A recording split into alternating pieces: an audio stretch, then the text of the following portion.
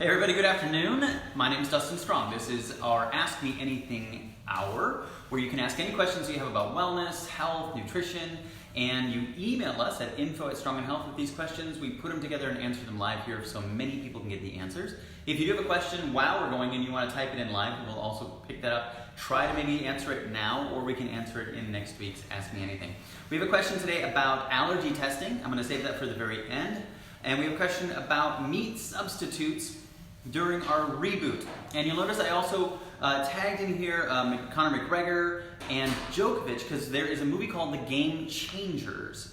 And I've had a lot of people ask me about this movie, and I'm going to start breaking it down little piece by little piece every time I do an Ask Me Anything to give you chunks of it as we go through watching it. So, first of all, what are some good meat substitutes while doing the reboot? So for those of you who don't know, every November I think creates the perfect opportunity for us to focus on our health. We finish off with Halloween, and we have about 4 weeks or more sometimes before we get to Thanksgiving. So for those of you who don't have birthdays in that time or anything else that's really a special event, there are no major holidays in that time.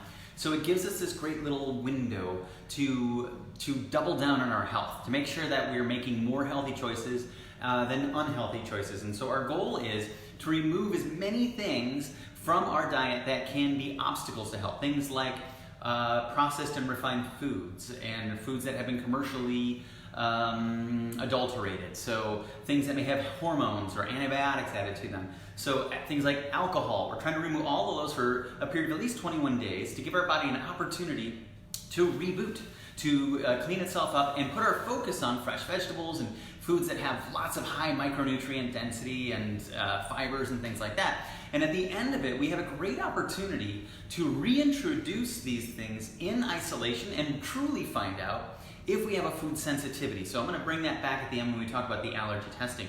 But that's what that is. And the question is what are some good meat substitutes? So when we're talking about the movie The Game Changer is really talking about vegetarianism versus meat eating, carnivores versus vegetarians. And what we do during this reboot typically is we try to go the first 10 days without any meat. And why do we do that? It's because we do want to give our digestion a break from meat. Meat can be a little hard on the digestive system if you're not taking the time to digest it properly. And we tend to be eating a lot more meat than I think we would in nature. I think if we're eating meat 3 times a day, that's probably more than we would have had access to a couple hundred years ago. And so we have to be respectful about how that would have occurred in nature. Giving yourself a break from it can do all kinds of things for your body and give yourself just, again, time to recover. But meat substitutes, I want to ask you to give me more clarity on that. Like where are you trying to put the meat in that you weren't getting it? Because what I tell people during the reboot, let's say, for example, we went to Muya Burger today for Healthy This Way, and they have a bean patty that you can do. It's called the Farmer's Favorite. And the Healthy This Way initiative, for those of you who don't know, please check it out. It is a public health initiative where we go around and help identify healthy choices in the restaurants in the local community. And they have the Farmer's Favorite, and if you go to the page, it's the first thing that we've put on there, and that is a great substitute if you're looking for a burger. You wrap it in lettuce, you put a bean burger on there, and honestly, it was quite delicious. I really quite enjoyed it. So that's what I think of when I think of a meat substitute. I would prefer to stay away from other meat substitutes, and here's why. There's one called Seitan. Quite honestly, that's what it's called. It's not spelled S-A-T-A-N, it's spelled S-E-I-T-A-N, but I still think it's pretty, I'd put it in the same category, let's put it that way. But what it is actually a meat substitute made from gluten. And gluten, as so many people know, is a protein from wheat that a lot of people have a difficult time digesting, and there are other aspects of it that I would just say we need to stay away from it for a while. So I definitely would not use that as a meat substitute during the reboot. The reboot also, we do try to stay away from any type of rice and corn and wheat, all kinds of starches and wheat products. So we want to stay away from those for just a little while, give ourselves a break from those things. So I say if you have to have meat, it's much more important to make sure that you're eating a meat that has quality. There's a big difference between quality and what you can find in the marketplace when you are eating meats. And the things that I would tell people, if you're going to do it, start with a good fish, a good deep sea fish. So we're talking about wild caught salmon, cod, sea bass. If you have to have meat, start there. And if that's not enough for you, if you just can't do fish, and you have to do some type of red meat, then make sure whatever you're eating is grass-fed, antibiotic-free, and hormone-free. You have no idea the fact that so many commercial meats are actually being injected with hormones and oftentimes antibiotics so that they can grow them and keep them healthy. And when you eat those, you get those. So we want to stay away from excess exposure to hormones and antibiotics. So if you're going to do it, just keep an eye on those three things. Okay, so that takes us down to reviewing the movie The Game Changers, because one of the big things that they talk about, and I guess the point they're trying to make, is that you don't have to eat meat to be a champion. And I love that point. I love the fact that they're trying to say, look, you don't have to eat meat 3 times a day or every day to be a man. You can eat vegetables and still be a champion.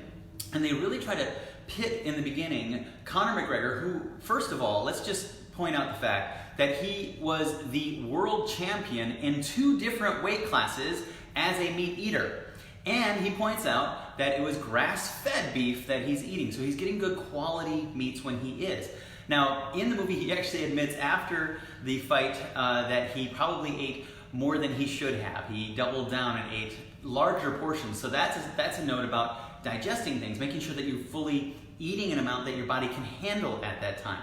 But he fought a guy who was a vegetarian, and he actually lost in this fight. So they're saying, look, you can still be a champion and only eat vegetables, and that's true, and I do like that about it.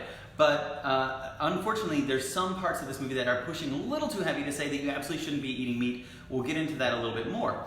The reason that I tagged Djokovic in this is because he made international news a little while ago, because he rose to the top of the tennis world not because he eliminated meat and became a vegetarian, because he eliminated gluten. He got rid of Satan. He got rid of this protein that he was having a hard time digesting, and that was the game changer for him. So we have to be careful about when we're looking at this and finding what they're trying to prove with the data. There are other aspects of world-class athletes that are just making sure that they're getting rid of the thing that is affecting them the worst. So that could be meat, it could be wheat, it could be so many things, and that's why when you do a reboot, you go back to the whole foods and make sure they're not getting something that can be something harmful for you, and removing that, and then identifying when you bring it back in later whether or not you truly have a sensitivity to it. So it is a very basic conversation in this movie about meat versus vegetarian, and we will go on to another part about that in the next time I do an Ask Me Anything, because there's some really interesting thoughts, and it is worth watching. I encourage you all to check out the movie because it's a great conversation starter. All right, so before I get into the allergy testing, one last little success story that I did want to share with everybody. One of the main reasons people do come to us to help find a way to be able to reduce the medications that they're on. And I'm very happy to report that we did have an individual who came in with 5 different medications, and they started with us in February, and they reported that now, with the guidance of their doctor, under the surveillance of their doctor, which is very important, they were able to remove their cholesterol medication, blood pressure, and 2 other medications, and they're only down to 1. So that's a huge success, and it's totally possible, and you can do it working with your doctor. So just keep that encouragement out there. All right, finally, food allergy testing. How accurate is it? So this is a really good question. I personally do not have a tremendous amount of confidence in blood testing for allergies. What you're looking for is a response to it, and what's heavily prevalent in that moment. And too many times, I have personally seen a massive correlation between things that people have been exposed to in high amounts in the days right before going in, because the body has a high amount of a reaction to it at that time. And time is a great element for this. I always love to give the example of someone very close to us who overate eggs to the point where he had a reaction to it and had to stop eating eggs for a period of time. But after a few months, his body was able to clear it out and he can go back to eating eggs. So it's about exposure amounts that are happening. And let's be clear, most of the time, an allergy is in response to a protein that is getting into the blood. And proteins should not be getting into the blood. So we have to go back to that digestion. We have to understand that protein should be digested in the stomach with the help of stomach acid. If you do not have sufficient stomach acid, you cannot fully break down all the protein. That protein can go to other parts of your digestion where it is not supposed to be, find its way into the blood, and your body's going to respond to that.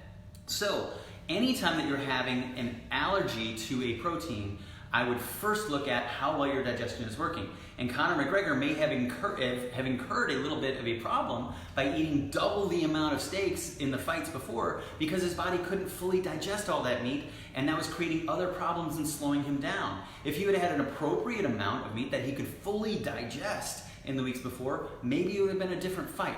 I don't know that for sure, but it would be really interesting to find out. So when you're thinking about allergies and you're looking at these tests, there's so many things that you have to think about. You can't just accept it as absolute fact.